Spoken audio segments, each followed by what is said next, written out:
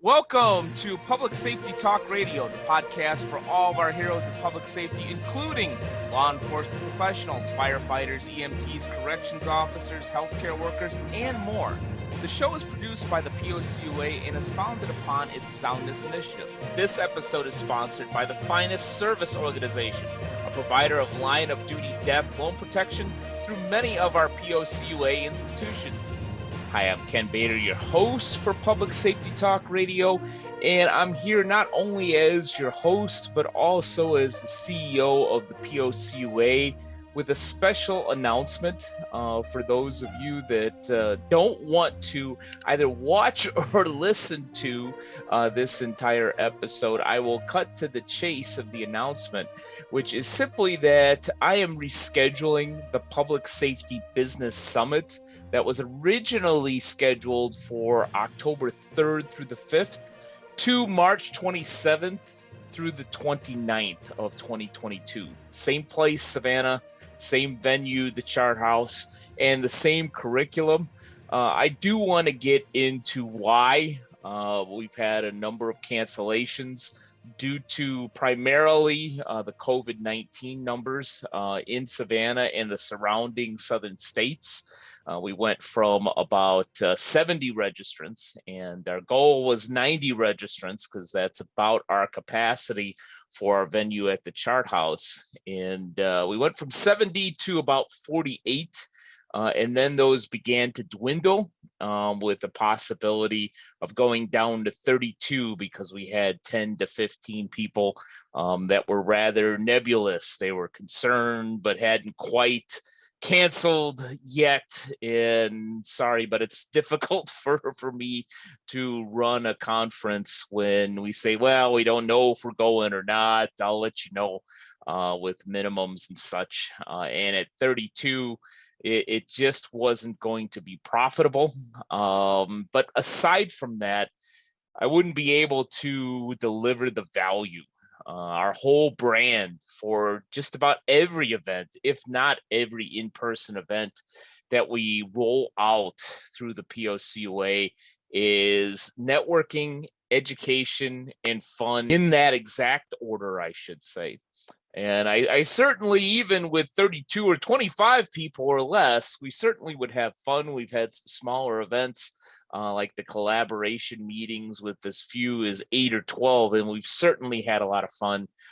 We've certainly done the number 2 in those smaller events and had education. But the networking part, as I say in one of my other shows, without the crowd that we expected, it was going to be very difficult for me to brand the experience for all of our attendees on the networking end. So I decided to postpone and reschedule this conference for March 27th through the 29th. I personally lost a lot of sleep over this, frankly.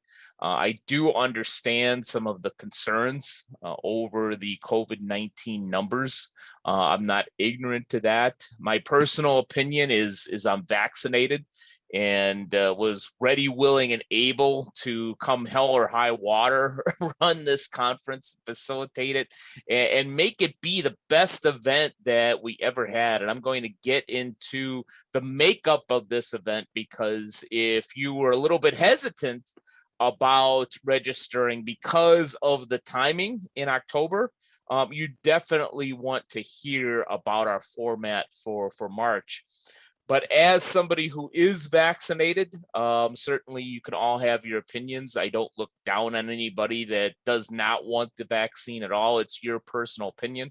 But as somebody who is vaccinated, I feel that I can walk around freely, and that's the reason why I got vaccinated and did not live in fear of COVID. But I do understand the concerns. And I also wanted to make people as comfortable as possible. I know some will have a chance to get the booster. I know that some will feel better with a decline in the numbers, which I would expect. Although I'm certainly not a healthcare professional, I would expect them to go down. in the coming months, and for us to have a better situation in Savannah, Georgia at the Chart House, March 27th through the 29th. From a healthcare standpoint, to add a little levity to my discussion here for just 1 minute, as I try to always joke during Public Safety Talk Radio. If you're watching the video and not listening to the audio, this little mark on my face is not me in an abusive relationship.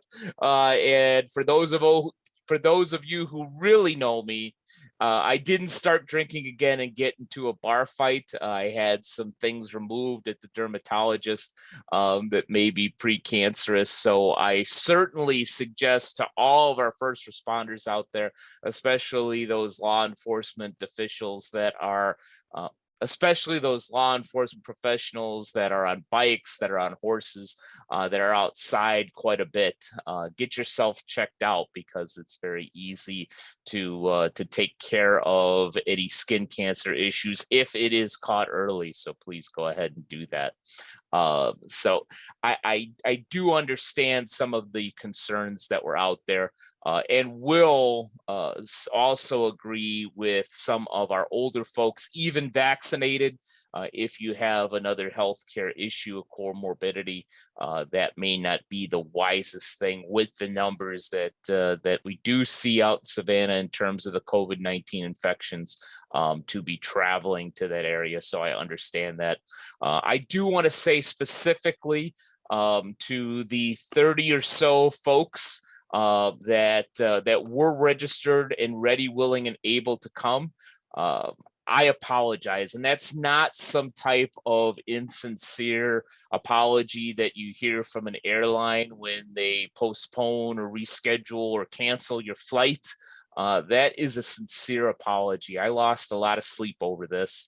Especially because I felt that regardless of the profitability of a conference, I've certainly taken losses on events before for a couple of different reasons, and was ready to do that possibly for this event. Because those folks that paid for this particular program and wanted to have it in October, I felt that I needed to deliver that program. But again, it wouldn't have had quite the value that I had expected. And I will say, of those 32 hard and fast folks that were going to attend, those weren't just simply attendees. They were some of my subject matter experts. There were some guests in there. So the actual attendee and registrants that would have been present may have been in the 15 or 20 range. And again, we certainly would have had a good time and had some education, but it wouldn't have brought to you the networking aspect that I intend to have in March. And also the format that we're going to have, and to end this on a positive, it adds more value the larger the crowd that we have. So I truly want to get close to that 90 number, which is our capacity for the Chart House. Again, we had 70 registered before, so I'm hoping to keep those 70 for March and add another 20, because the networking portion is not only going to be valuable because of the numbers, but also because of the curriculum and the format that we're going to have. For those folks that have attended a POCUA event before, you may remember that we always had a semi-formal networking event, or networking session, I should say, at the beginning of the program, which we will have in March, that is predicated on an idea of open space technology. And basically, if you look up open space technology, it has very little to do actually with with technology, and more so to do with the concept that the best part of any conference or an event aren't the speakers and aren't necessarily the handouts and the education that's there formally. It's the off conversations, the conversations that you have at the coffee break, during lunch, during breakfast, at the bar after the event. So why not make the event more so centered around those types of conversations? And that's what we have planned for the Public Safety Business Summit in March. We certainly will have an agenda, although open space technology does suggest not having an agenda. I have found that having just a little bit of structure does help quite a bit, but we're going to have a ton of flexibility. If there's something that you want to discuss as a registrant of the Public Safety Business Summit, we are going to be flexible enough to cover that during the conference. Now, if you suggest something especially that is part of one of our 4 pillars, which you've come to know on Public Safety Talk Radio, which are financial, professional, emotional, and physical, we are going to have subject matter experts there to discuss those particular subjects. And I hope very much that we're going to have the same roster of subject matter experts. If we do not, I have a number of folks that were in the so-called on-deck circle that are ready, willing, and able to give us their knowledge, to share their expertise in March. So I expect it to be very dynamic, very involved, no death by PowerPoint as you've usually seen at many conferences, no one speaker droning on for 90 minutes with no engagement.